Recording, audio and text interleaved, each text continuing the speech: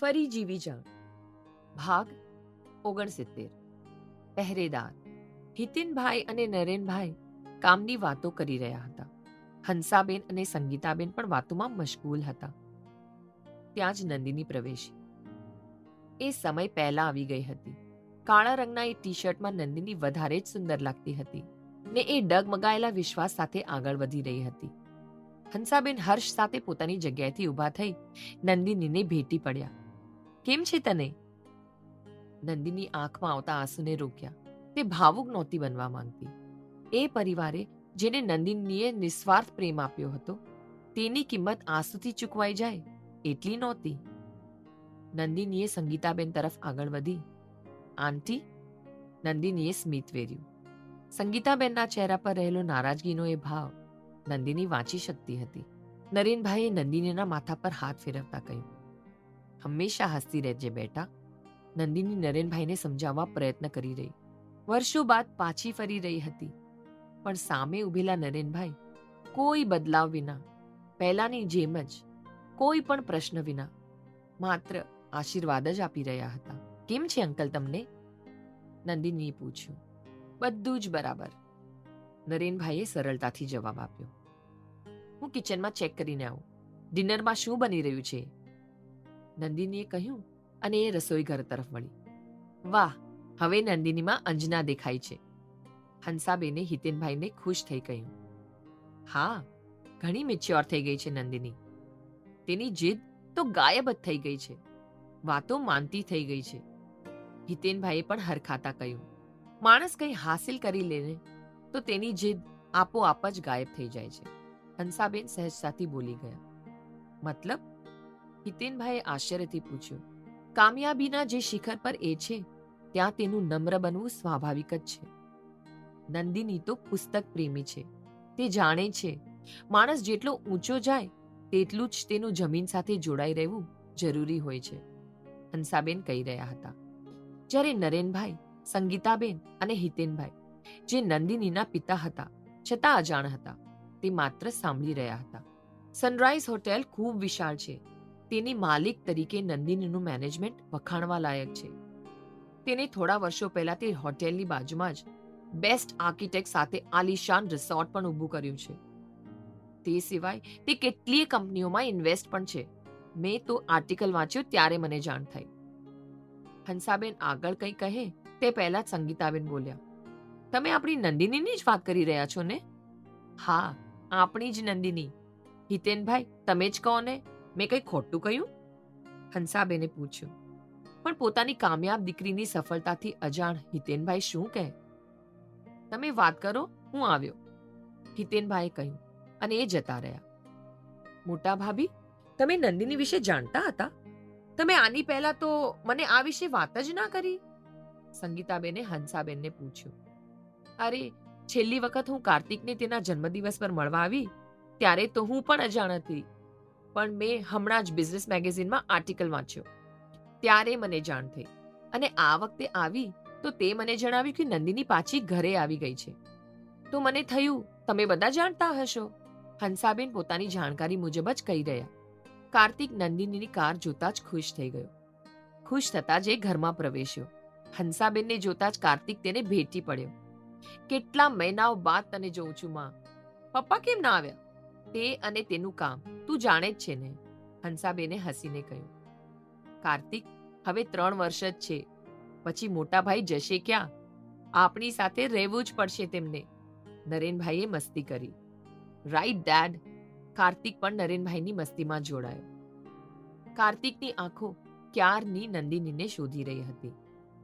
એ કિચનમાં છે, હેલ્પ કરાવે છે. હંસાબેને કાર્તિકને કહ્યું કે કાર્તિક સ્વસ્થ થતા બોલ્યો. માં, કમ ઓન. કાર્તિક, બેસ, હું પાણી લાવું. સંગીતાબેને કહ્યું કે કાર્તિક બોલ્યો.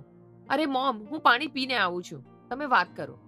નંદિનીની સુરક્ષા અને આઝાદીમાં ખલેલ ન પહોંચે તેની પહેરેદારી દેવાંશે કરી હતી. નંદિની સુધી જતા રસ્તા પર તેનો ભાઈ પહેરો લઈને ઊભો રહેતો, જેનો એકમાત્ર ઉદ્દેશ નંદિનીની ખુશીઓ હતી. દેવાંશ ક્યારેય નહોતો ઈચ્છતો કે નંદિની તેની ઈચ્છા વિરુદ્ધ પાછી ફરે. એ દુનિયામાં જ્યાં નંદિનીને અસ્વસ્થતા અનુભવાય. આ વાતથી અજાણ હિતેનભાઈ વિચારોના દરિયામાં વહી રહ્યા હતા. શું હું વિચારું છું એવું તો નહીં હોય ને? એવું બની શકે નહીં કે નંદિનીએ આટલી ખ્યાતિ મેળવી હોય ને હું એનાથી સાવ અજાણ રહ્યો? કોઈક તો એવું જરૂર હતું જેને માહિતી મારા સુધી પહોંચાડવા નથી દીધી, અને એ કોઈ દેવાંશ જ હોઈ શકે. હિતેનભાઈના વિચારો હવે બીજી દિશામાં જઈ રહ્યા હતા. દેવાંશ અને નંદિનીનો સરખો ભાગ છે મારી પ્રોપર્ટી પર. શું દેવાંશે પ્રોપર્ટી માટે નંદિનીને દૂર મોકલી દીધી? નહીં નહીં નહીં. આજકાલ મિલકત માટે સંબંધો ભલે બલી ચડતા હોય, પણ હજી ક્યાંક ને ક્યાંક પૈસાથી વધારે પ્રેમને મહત્વ આપતા સંબંધો પણ કાયમ છે, ને એ પ્રેમ મારા બાળકોમાં છે. હિતેનભાઈ વિશ્વાસ સાથે પોતાને કહી રહ્યા, ને તરત દેવાંશને ફોન જોડ્યો. ફોન ઉપાડ્યો કે હિતેનભાઈ બોલી ઉઠ્યા, દેવાંશ? હિતેનભાઈ અટક્યા. હા પપ્પા, બોલો. હેલો, સામેથી દેવાંશે કહ્યું. હું આજ સુધી નંદિનીનો પત્તો નહોતો લગાવી શક્યો. તેનું શું કારણ હોઈ શકે? શું તે? હા પપ્પા, જ્યારે પણ નંદિની વિશેની કોઈ માહિતી તમારા સુધી પહોંચે એ પહેલા જ મેં તે માહિતી અને તે માહિતી આપનારને મારા સુધી રાખ્યા છે, જેથી એ તમારી પાસે ના પહોંચે. દેવાંશે સાચું કહી દીધું કે હિતેનભાઈએ પૂછ્યું, કારણ નંદિનીની ખુશીઓ મારા માટે સૌથી મહત્વની છે. તેને જવું હતું તો પણ હું તેની સાથે હતો, ને હવે જ્યારે પાછી એ ફરી છે ત્યારે પણ હું તેની સાથે છું. દેવાંશે કહ્યું. તારું ધ્યાન રાખજે, હિતેનભાઈએ નિરાંતનો શ્વાસ લેતા કહ્યું, અને ફોન કાપી નાખ્યો. નંદિની એક તરફ સફરજન ખાઈ રહી હતી. કાર્તિક પાણી તો પી રહ્યો હતો, પણ તેની આંખો નંદિની પર હતી. બહાર બધાને એવું છે કે તું કિચનમાં મદદ માટે છે, પણ તું તો અહીંયા તારા પેટની મદદ કરે છે. કાર્તિકે પાણી પીધા બાદ કહ્યું, મિસ્ટર કાર્તિક ત્રિપાઠી, આ ઘર મારું, તેમાં રહેલું આ કિચન મારું, આ પેટ પણ મારું. મદદ કરવી ના કરવી એ મરજી પણ મારી. નંદિનીએ કહ્યું, ને એ અકળ સાથે જ સફરજનમાં બચકું ભર્યું. ઓહ, સો બેસ મરજીની માલિક, શું એપલ ટેસ્ટી છે? કાર્તિક નંદિનીના હાથમાંથી સફરજન લઈ પોતે ખાવા લાગ્યો. તમીઝ ભૂલી ગયો લાગે છે.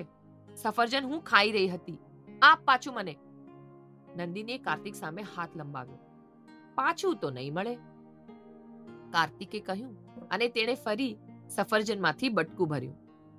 નંદિની કાર્તિકના હાથમાંથી સફરજન લેવામાંથી રહી. નંદિની અને કાર્તિક ઝઘડી રહ્યા છે કે શું?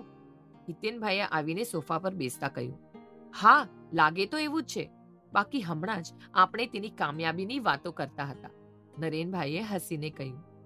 સાચું કહું નરેન, છેલ્લા 2 વર્ષથી કાર્તિક જે રીતે આગળ વધે છે ને, તે ઉપરથી લાગે છે કે તેણે આપણને ઘણા પાછળ છોડી દીધા છે. હિતેનભાઈ કાર્તિકના વખાણ કરી રહ્યા. અરે એ જ બાબત મને ડરાવી મૂક્યો છે. તે તેના કામને એટલી પ્રાયોરિટી આપે છે કે તે જિંદગી વિશે વિચારતો જ બંધ થઈ ગયો છે. 27 વર્ષનો થઈ ગયો છે ને છતાં લગ્ન વિશે તો કોઈ વિચારતો જ નથી. નરેશભાઈ હતાશા સાથે પોતાના મિત્રને પોતાની સમસ્યા જણાવી રહ્યા. લગ્નથી યાદ આવ્યું કે નંદિનીના જીવનમાં કોઈક હશે ને, અને જો ના હોય તો તેનો શું વિચાર છે આગળ એના જીવન માટે એ વિશે હું પણ નથી જાણતો. સંગીતા, તું પૂછજે ને, મારું પૂછવું યોગ્ય નહીં રહે. હિતેનભાઈએ સંગીતાબેનને કહ્યું. સંગીતાબેને સ્મિત સાથે હકારમાં માથું હલાવીને હંસાબેન સામે જોયું.